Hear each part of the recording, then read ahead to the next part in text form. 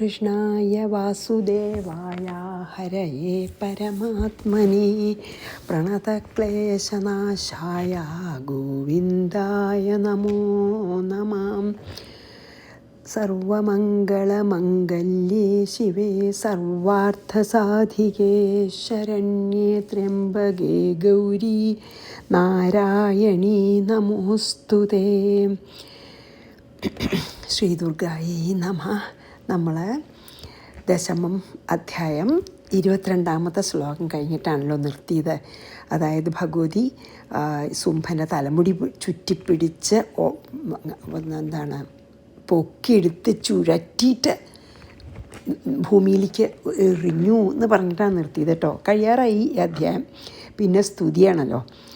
സക്ഷിപ്തോ ധരണീം പ്രാപ്യ മുഷ്ടിമുദ്യമ്യ വേഗവാൻ അഭ്യധാവത ദുഷ്ടാത്മാ ചണ്ഡികാനിധനേച്ഛയാ.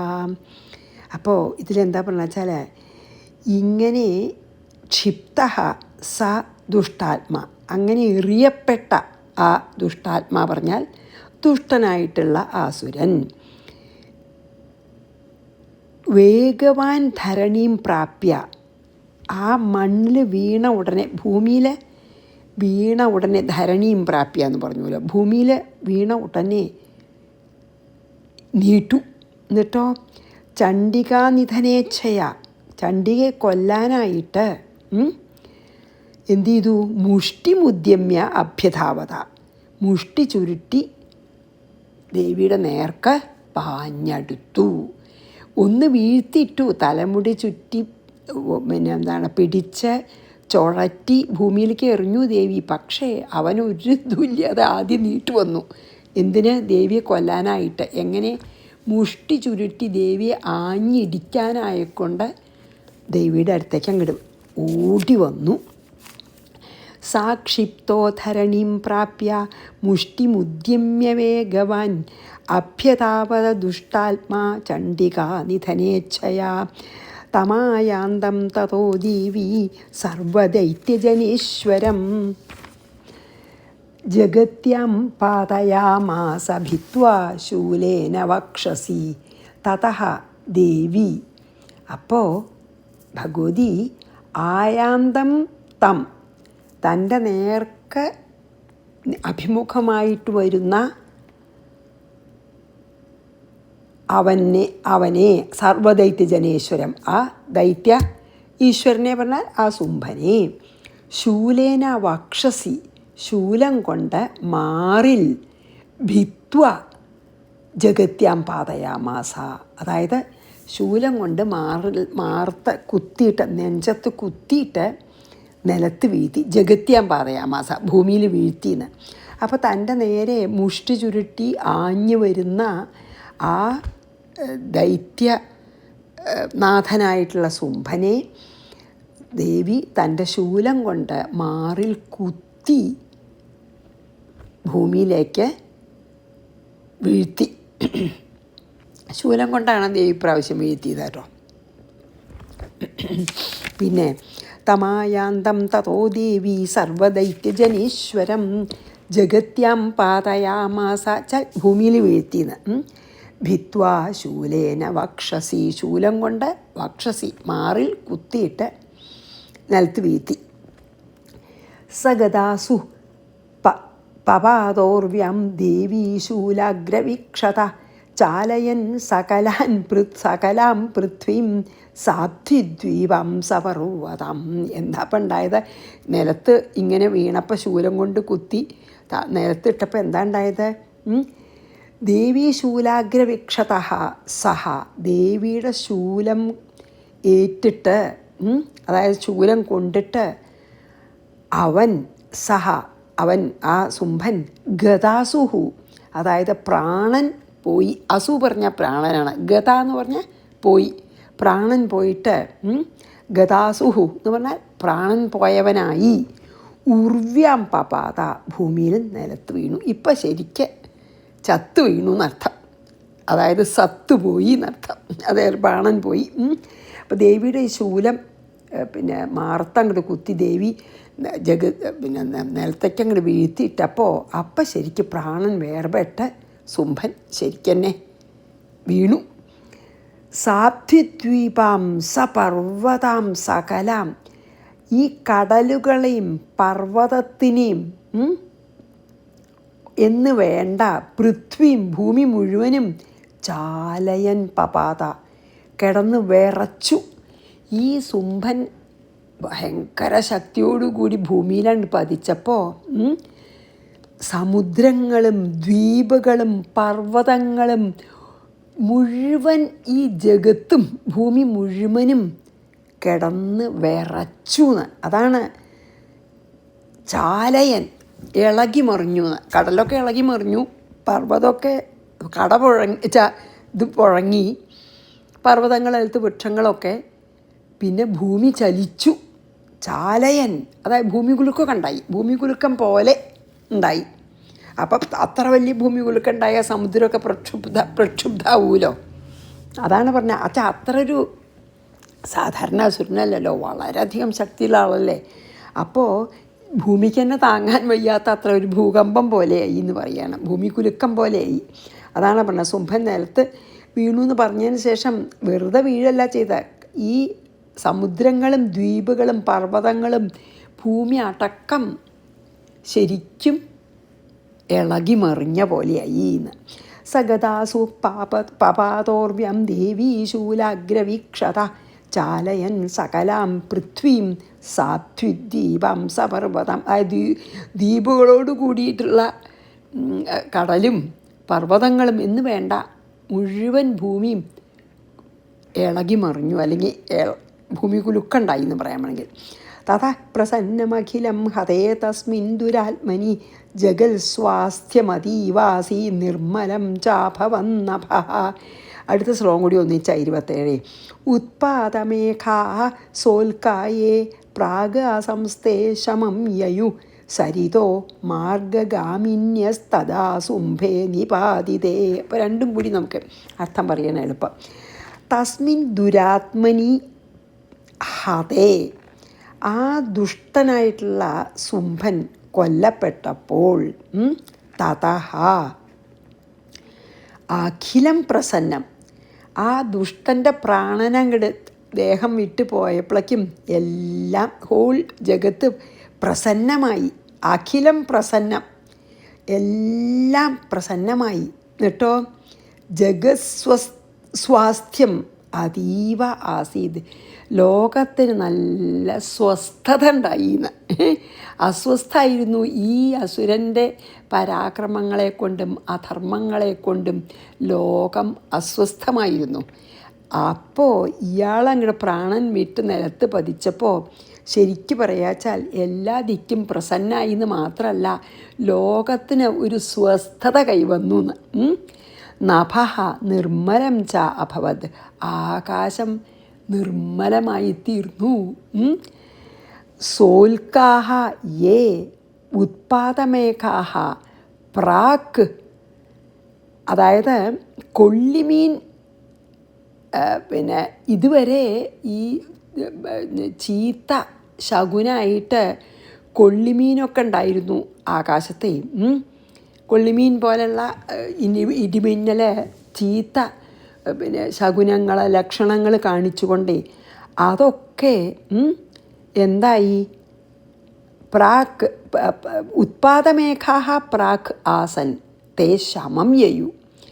അപ്പോൾ അതുവരെ ഉണ്ടായിരുന്ന ഈ പിന്നെ ഇടിമിന്നലും പിന്നെ ഒക്കെ നല്ല മേഘങ്ങളെ കൊണ്ട് ഇല്ലാതെയായി. അതായത് ഇടിമിന്നലൊക്കെ ശമിച്ചു, എല്ലാം ശാന്തമായി എന്ന് പറയുകയാണ്. അതായത് ചീത്ത ലക്ഷണങ്ങളൊക്കെ ഉണ്ടായിരുന്നു ഇയാൾ ചാവണ വരെ. ഇതൊക്കെ ചാർന്നപ്പോൾ ലോകം സ്വസ്ഥായി, എല്ലാ ചീത്ത ലക്ഷണങ്ങളും അടങ്ങി.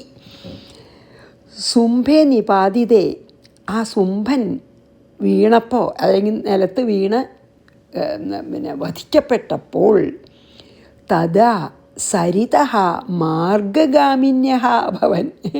പുഴകളൊക്കെ, സരിത പറഞ്ഞാൽ ഇവിടെ പുഴകളൊക്കെ ശരിക്കുള്ള വഴിക്ക് നല്ല തെളിഞ്ഞ വെള്ളത്തോടു കൂടി ഒഴുകാൻ തുടങ്ങി. അതായത് പുഴകൾക്കും കൂടിയും പേടി, അവരൊക്കെ വഴി മാറി ഓടിയായിരുന്നു. അതായത് എന്താ വെച്ചാൽ ഈ ഭൂമി കുലുക്കം പോലെയൊക്കെ ഉണ്ടായി പറഞ്ഞില്ലേ, അപ്പോൾ പുഴകളുടെയൊക്കെ ദിശകളൊക്കെ മാറുമല്ലോ. ഇപ്പം എല്ലാം ശാന്തമായി എന്ന് പറയുകയാണ്. അപ്പോൾ പുഴകളൊക്കെ നിർമ്മലമായിട്ട് നല്ല ശരിക്കുള്ള വഴിയിൽ കൂടെ യാതൊരു ഇതും ഇല്ലാണ്ട് സാധാരണ പുഴകൾ ഒഴുകുന്ന പോലെ വിഘ്നങ്ങളില്ലാതെ നല്ല തെളിഞ്ഞ വെള്ളം ആയിട്ട് എല്ലാ പുഴകളും ഒഴുകി എന്ന് പറഞ്ഞാൽ ചുരുക്കത്തിൽ ഭൂമിക്ക് നല്ല ഒരു ശാന്തി, ഭൂമിയിൽ മുഴുവൻ ഒരു ശാന്തി, പ്രകൃതിയിലും അതെ, ഭൂമിയിൽ മുഴുവൻ ഒരു ശാന്തിയും സമാധാനവും കളിയാടി. അപ്പോൾ പ്രകൃതി അങ്ങനെ തന്നെ ആവുമല്ലോ, വലിയ വലിയ ഭയങ്കര ഇടിമിന്നലും പിന്നെ മഴയും ആൾക്കാർക്കൊരു ബുദ്ധിമുട്ടാവാൻ തക്കോണുള്ള അങ്ങനത്തെ ഒക്കെ ഇല്ലാതെ എല്ലാം ശാന്തമായി. അതാണ് പറഞ്ഞത്, നല്ല സാധാരണ മേഘങ്ങളെ കൊണ്ട് മൂടി ആകാശമൊക്കെ അപ്പോൾ ഒട്ടും സാധാരണത്തെ പോലെയായി. പിന്നെ ആകെ എന്താണ് ആകാശമൊക്കെ നിർമ്മലായി പറഞ്ഞു വെച്ചാൽ നല്ല നല്ല ഭംഗിയുള്ള ആകാശം, നീല നിറത്തിലുള്ള ആകാശമൊക്കെ ആയി. എല്ലാ പുഴകളും നല്ല പിന്നെ എന്താണ് തെളിഞ്ഞ വെള്ളമായിട്ട് ഒഴുകി. അതൊക്കെ പാകപ്പാടെ ഭൂമി വളരെ ശാന്തവും സമാധാനമായി ഇയാളുടെ മരണത്തോട് കൂടിയിട്ട്. ദുഷ്ടനാണല്ലോ, അപ്പോൾ ഈ ഭൂമിയുടെ ഭാരം കുറയുന്നുണ്ടേ. ഭൂമിക്ക് ഈ ദുഷ്ടന്മാരൊക്കെ ഭൂമിക്കൊരു ഭാരമാണല്ലോ. അപ്പോൾ ഭഗവതി ഈ ദുഷ്ടന്മാരെയൊക്കെ കൊല്ലുമ്പോൾ ഭൂമിയുടെ ഭാരം കുറഞ്ഞ് പ്രസന്നായി എന്ന് പറഞ്ഞുല്ലോ. ഭൂമിക്കും എല്ലാവർക്കും, ഭൂമിക്ക് മാത്രമല്ല ഭൂമിയിലത്തെ എല്ലാ ജീവജാലങ്ങളും ഒക്കെ സന്തോഷിച്ചു, പ്രകൃതിയും സന്തോഷിച്ചു. തഥാ പ്രസന്നമഖിലം ഹതേ തസ്മിൻ ദുരാത്മനി ജഗസ്വാസ്ഥ്യമതീവാസി നിർമ്മലം ചാഭവന്നഭഃ ഉത്പാദമേഘാ സോൽക്കായേ പ്രാഗാസംസ്ഥേ ശമം യയു സരിതോ മാർഗഗാമിന്യസ്തദാ സുംഭേ നിപാതിതേ. അങ്ങനൊരു ശുഭപര്യവസായിയാണല്ലോ ഈ ദുഷ്ടന്മാരുടെ മരണേ. അതാണ് ഭഗവതി ശരിക്കും പറയാച്ചാൽ ദേവന്മാർക്ക് സ്വർഗം വീണ്ടെടുത്ത് കൊടുത്തു, അവർക്ക് വളരെ അവരെ അനുഗ്രഹിച്ചു എന്ന് മാത്രമല്ല, ഈ സുംഭനൊക്കെ എല്ലാ അസുരന്മാരും കൊല്ലപ്പെട്ട എല്ലാ അസുരന്മാരും ദേവിയുടെ കൈകൊണ്ട് മരിച്ചത് കാരണം അവർക്കൊക്കെ മോക്ഷം കിട്ടി. അല്ലെങ്കിൽ അവർ ഇനിയും കർമ്മങ്ങൾ ചെയ്ത് കർമ്മബന്ധനായിട്ട് വേണ്ടി വന്നേനെ. അതും അപ്പം അവർക്ക് നന്നായി. ശരിക്ക് കൊല്ലാണ് ഉണ്ടായതാച്ചാലും അവർക്ക് മോക്ഷം കിട്ടി. ഇനി ആദ്യം എങ്ങനെ ഈ ജനനമരണ ചക്രത്തിൽ ചുറ്റി തിരിയേണ്ട അവർക്കും. അപ്പം രണ്ടുപേരെ അനുഗ്രഹിച്ചു അല്ലേ, അങ്ങനെയാണ്. ഇനി തതോ ദേവഗണാ സർവേ ഹർഷനിർമ്മലമാനസാ ബഭൂർനിഹതേ തസ്മിൻ ഗന്ധർവാലളിതം ജഗു. തസ്മിൻ നിഹതേ, ആ പിന്നെ അസുരൻ വധിക്കപ്പെട്ടപ്പോൾ തതഃ, അപ്പോൾ നിഹതേ തതഃ സർവേ ദേവഗണാഃ, എല്ലാ ദേവന്മാരും 33 കോടി ദേവന്മാരും എന്ത് ഹർഷനിർമ്മലമാനസാഹ, അതായത് എല്ലാവർക്കും സന്തോഷം കൊണ്ട് എല്ലാ ദേവന്മാരും സന്തോഷമുള്ള മനസ്സ് ഉള്ളവരായിത്തീർന്നു. ബഭൂവു ഹർഷനിർമ്മലമാനസാഹ ബഭൂവു. ആര്? സർവേ ദേവഗണ, എല്ലാ ദേവന്മാരുടെയും മനസ്സ് ആനന്ദപുളകിതമായി. എന്താ സന്തോഷമായി അവർക്കൊക്കെ. പിന്നിട്ടോ ഗന്ധർവാഹ ലളിതം ജഗുഹു, ഗന്ധർവന്മാരൊക്കെ സന്തോഷമായിട്ട് പാട്ടുപാടി. എല്ലാവർക്കും സന്തോഷമാണല്ലോ ദുഷ്ടന്മാരില്ലാണ്ടേ അല്ലേ ഈ ലോകത്തിൽ.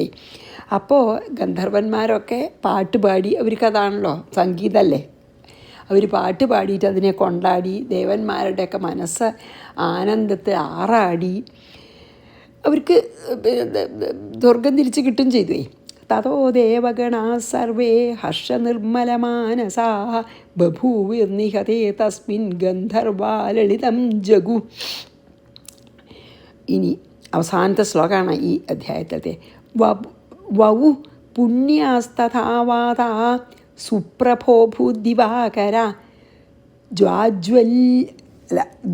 ജജ്വലുശ്ചാഗ്നയ ശാന്താ ശാന്താ ദിഗ്ഗജനിസ്വന അഥ വാതാഹ പുണ്യാഹ വവു. ചെന്താ കാറ്റ്, നല്ല സുഗന്ധമുള്ള കാറ്റും മന്ദമാരുതനും നല്ല തണുപ്പോട് കൂടിയിട്ടുള്ള നല്ല ശീതളം ആയിട്ടുള്ള മന്ദമാരുതൻ സുഗന്ധവും കൊണ്ട് നല്ല മന്ദമാരുതൻ വീശി, എങ്ങനെ നല്ല കുളിർമയുള്ള കാറ്റ് വീശി, അത് സുഗന്ധം കൊണ്ടുവരുന്നുണ്ട്. അതാണ് അതായത് പ്രകൃതിയും കൂടി ശരിക്കും പറയാച്ചാൽ ആഘോഷിക്കുകയാണ് ഈ ദുഷ്ടൻ്റെ മരണേ.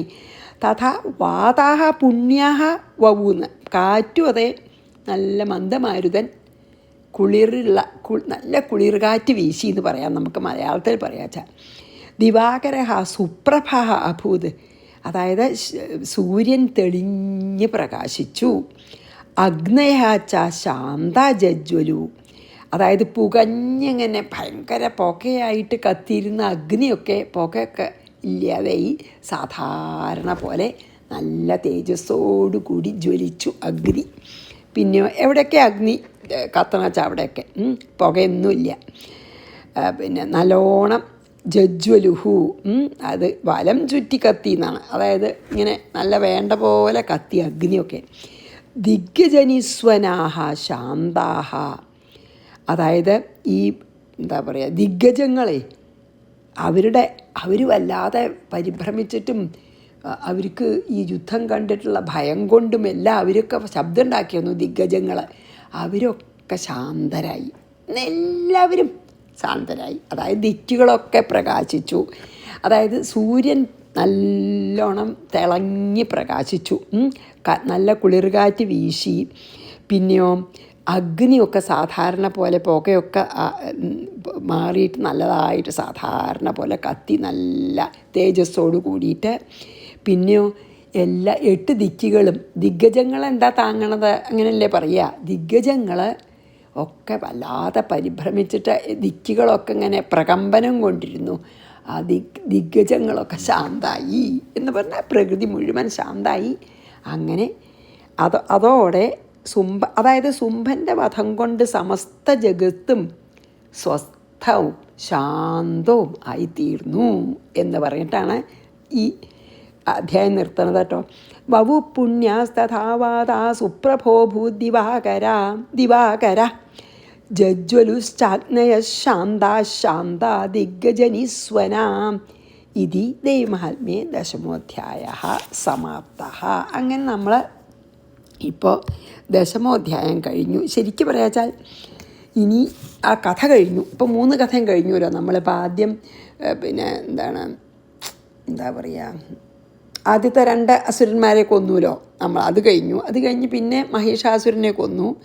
അത് കഴിഞ്ഞ് ശുംഭനെയും നിശുംഭനെയും കൊല്ലണേൻ്റെ മുമ്പ് അനവധി അസുരന്മാരെ കൊന്നു അല്ലേ, രക്തബീജനെ, അങ്ങനെ അനവധി ആളെ കൊന്നുല്ലോ. അപ്പോൾ ഇതുകൊണ്ട് കഴിഞ്ഞില്ല. എന്താ കാരണം വെച്ചാൽ ദേവന്മാർക്ക് വളരെ സന്തോഷമായി. എല്ലാ ശത്രുക്കളെയും കൊന്നൂലോ ഭഗവതി. അപ്പം അവർ അതിൻ്റെ ഒരു പിന്നെ നന്ദി കാണിക്കാൻ വേണ്ടിയിട്ട് ഏകാദശാധ്യായം മുഴുവനെ എന്തിനാണ് ഉപയോഗിച്ചത്?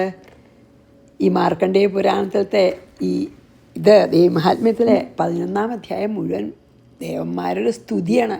ഭഗവതിയെ സന്തോഷം കൊണ്ട് സ്തുതിക്കുകയാണ്. അതാണ്. അപ്പോൾ ശരിക്കും പറയാച്ചാൽ ദേവീമഹാത്മ്യം തുടരുകയാണ്. ദേവിയുടെ സാത്വിക ഭാവമാണ് ഇപ്പോൾ ഈ ശുംഭനെയും നിശുംഭനെയും കൊല്ലാൻ വേണ്ടിയിട്ട് പറഞ്ഞത്. അപ്പോൾ അത്ര സന്തോഷമായിട്ട് ദേവന്മാർ പിന്നെ വാഴ്ത്താൻ തുടങ്ങി, സ്തുതിക്കാൻ തുടങ്ങി. അപ്പോൾ അപ്പോഴാണ് ശ്രീപാർവതി അവിടെ പ്രത്യക്ഷമായി ദേവന്മാരുടെ സ്തുതി കേട്ടിട്ട്. ഇനി അതായത് ഇത്ര ദിവസം ഈ ശ്രീപാർവതിയിൽ നിന്ന് വന്നതായിരുന്നുവല്ലോ, നമ്മൾ കണ്ടില്ലേ, ചാമുണ്ടിയും ഈ ചണ്ഡികയും മഹാകാളിയൊക്കെ. അപ്പോൾ ഇപ്പോൾ ഇതുവരെ ഈ അസുരന്മാരെ കൊല്ലണതൊക്കെ ആ ശക്തികളെ വേറെ രൂപത്തിലുള്ള ശക്തികളായിക്കോട്ടെ എന്ന് വിചാരിച്ചിരിക്കുകയായിരുന്നു. ഇപ്പം എല്ലാ അസുരന്മാരെയും കഴിഞ്ഞപ്പോൾ ശ്രീപാർവതിയുടെ മുമ്പേ അസുരന്മാരെയൊക്കെ കൊന്നതൊക്കെ കഴിഞ്ഞു ഇപ്പോൾ അല്ലേ. ഇപ്പോൾ ഈ ആദ്യം നമുക്ക് ഓർമ്മയില്ലേ, ശ്രീപാർവതി അവിടെ ഇരിക്കുന്ന കണ്ടപ്പോഴാണല്ലോ ചണ്ടാമുണ്ടന്മാർ ദേവിയെ കണ്ടു, എന്നിട്ട് അവിടെ പോയി പറഞ്ഞു. അപ്പം ചാമുണ്ടി കാളിയായിട്ട് വന്നു, അതാണല്ലോ ചാമുണ്ടി. എന്നിട്ട് പിന്നെ സുഗ്രീവനെ അയച്ചു ദൂതനായിട്ട് പറ്റില്ല, എന്നെ ജയിക്കണം എന്നൊക്കെ പറഞ്ഞില്ലേ, അതൊക്കെ നമ്മൾ പറഞ്ഞല്ലോ എല്ലാ പ്രാവശ്യവും. അത് കഴിഞ്ഞിട്ടാണ് പിന്നെ എന്നെ ജയിക്കണം എന്ന് പറഞ്ഞപ്പോഴാണ് ആദ്യം ധൂമ്രലോചനെ അയച്ചത് അല്ലേ. അപ്പോൾ ഹുങ്കാരം കൊണ്ട് കൊന്നു, അത് നമ്മൾ പറഞ്ഞു, ഞാനൊന്നും കൂടി ഓർമ്മിക്കുക എന്ന് മാത്രം. പിന്നെ ചണ്ടാമുണ്ടന്മാർ വന്നു, അവരെയും ഭഗവതി വധിച്ചു. പിന്നെയാണ് രക്തബീജൻ, ഓർമ്മയില്ലയോ, ഓരോ തുള്ളിയും രക്തം വീണാലും അതിന്നൊരു രക്തബീജൻ വരും, അങ്ങനെ അവനെയും കൊന്നു. അത് കഴിഞ്ഞ് നിസുംഭനെയും കൊന്നു. അത് കഴിഞ്ഞിട്ട് അപ്പോൾ അത് അവസാനം ദേവി സുംഭനെയും കൊന്നപ്പോഴാണ് എല്ലാ ജഗത്ത് മുഴുവൻ സന്തോഷിച്ചു എന്ന് പറഞ്ഞുല്ലോ. അപ്പോഴത്തെ ദേവന്മാരോ സന്തോഷം എന്ന് ആലോചിച്ച് നോക്കുക. അപ്പം അവർ ദേവിയെ വാഴ്ത്തി സ്തുതിച്ചു എന്ന് പറഞ്ഞ ആ സ്തുതിയാണ് മഹർഷി ആരോട് പറയണത്? ഈ സുരഥനോടും സമാധിയോടും, അതായത് രാജാവിനോടും ഈ ഒപ്പമുള്ള വൈശ്യനോടും പറയുകയാണ്. അതായത് ഭഗവതിയെ പ്രാർത്ഥിച്ചാൽ ഭഗവതി നമ്മുടെ എല്ലാ ദുരിതങ്ങളും തീർക്കുന്ന ഉറപ്പാണ്. കണ്ടില്ലേ ഇപ്പോൾ ദേവന്മാരെ ഈ കണ്ട അസുരന്മാരിൽ നിന്നൊക്കെ, മധുകൈടഭന്മാരിൽ നിന്ന് അല്ലേ. അത് പിന്നെ ആദ്യത്തെ കഥ നമ്മൾ പറഞ്ഞല്ലോ, ഈ വിഷ്ണുവിൻ്റെ കർണമലത്തു നിന്ന് വന്നതൊക്കെ. പക്ഷേ അതിൽ തമോ ഗുണം സ്വീകരിച്ചിട്ടാണ് ദേവി വന്നതെന്നാണ് പറഞ്ഞത് അല്ലേ. പിന്നെ മഹിഷാസുരനെയാണ് രജോ ഗുണം വന്നിട്ടെന്ന് പറഞ്ഞു, സ്വീകരിച്ചിട്ടെന്ന് പറഞ്ഞു. പിന്നെ സുംഭനിസുംഭന്മാരെ. അപ്പോൾ എന്താ പറയണ സുരഥനോട് വെച്ചാൽ, ദേവിയെ ശരണാഗതി അടയൂ, എല്ലാ ദുഃഖങ്ങൾക്കും അറുതിയുണ്ടാവും എന്ന് പറയാണ്. എന്നിട്ട് പറയാണ്, കണ്ടു ദേവന്മാരുടെ ഒരു ഗ്രാറ്റിറ്റ്യൂഡ്, നന്ദി. അത് കഴിഞ്ഞപ്പോൾ അവർ ഇപ്രകാരം സ്തുതിച്ചു എന്ന് പറഞ്ഞ് ആദ്യത്തെ ശ്ലോകം മാത്രം ഋഷിരുവാചയാണ്. പിന്നെ മുഴുവൻ വളരെ പ്രസിദ്ധമായിട്ടുള്ള ദേവി മഹാത്മ്യത്തെ സ്തുതിയാണ്. അതായത് ഈ സ്തുതി കുറച്ചും കൂടി നീളമുണ്ട് മറ്റേ നമ്മൾ ഇതുവരെ മുമ്പ് കണ്ട 4-ാം അധ്യായത്തിലത്തെ സ്തുതിയേക്കാളും. പക്ഷേ ഇതിലത്തെ പല ശ്ലോകങ്ങളും നമ്മൾ ദിവസേന ചെല്ലണതൊക്കെയാണ്, എല്ലാവർക്കും ഫെമിലിയറാണ്.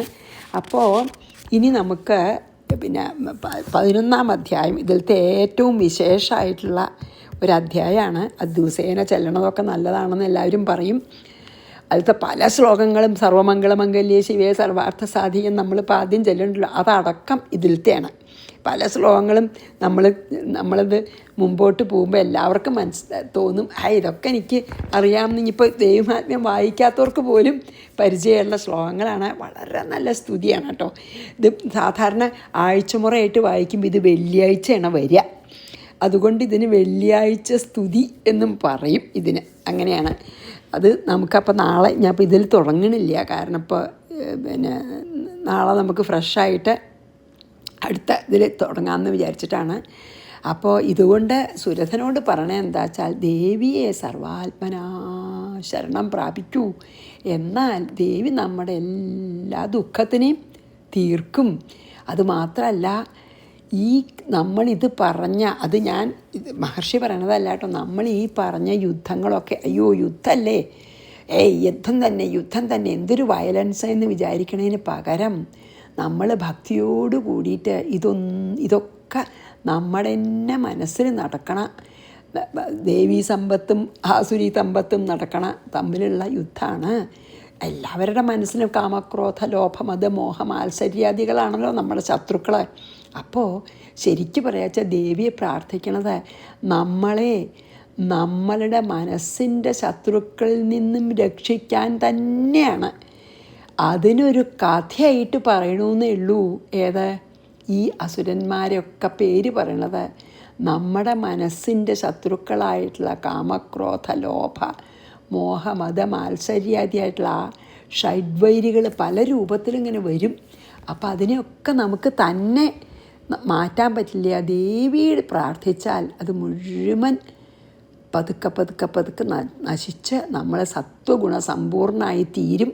അപ്പം നമ്മളെ മനസ്സിൽ ജ്ഞാനം ഉദിക്കും. അപ്പോൾ ദേവി മഹാത്മ്യമാണെങ്കിലും ഭഗവത്ഗീതയാണെങ്കിലും ഭാഗവതാണെങ്കിലും രാമായണമാണെങ്കിലും എല്ലാ പുരാണങ്ങളും നമുക്ക് ശരിക്കും പറയാച്ചാൽ ബാക്കി പുറത്തുള്ള ഒന്നും നമ്മളെ രക്ഷിക്കാനല്ല, നമ്മുടെ മനസ്സിൻ്റെ തന്നെ ശത്രുക്കളിൽ നിന്ന് നമ്മളെ രക്ഷിക്കാനാണ്. അല്ലാണ്ട് നമ്മളെ പുറത്തൊരു ശക്തിയിൽ നിന്ന് രക്ഷിക്കാനുമല്ല ഈ ഭഗവാൻ. നമ്മൾ പറയുന്ന ഈ ദേവിയാണെങ്കിലും ദേവനെയാണെങ്കിലും നമ്മൾ ശരണാഗതി അടയണത് നമ്മളെ പുറത്തുള്ള ഒരു ശത്രുക്കളിൽ നിന്ന് രക്ഷിക്കാനല്ല, നമ്മളെ നമ്മുടെ ഉള്ളിലത്തെ നമ്മുടെ മനസ്സിൻ്റെ ശത്രുക്കളിൽ നിന്ന് നമ്മളെ രക്ഷിക്കാനാണ് എന്ന് തന്നെ നമ്മൾ വിചാരിച്ചിട്ട് ഭക്തിയോട് കൂടിയിട്ട് നമുക്ക് അടുത്ത അധ്യായം ഈ ഭഗവതിയുള്ള സ്തുതി ചെയ്യാം.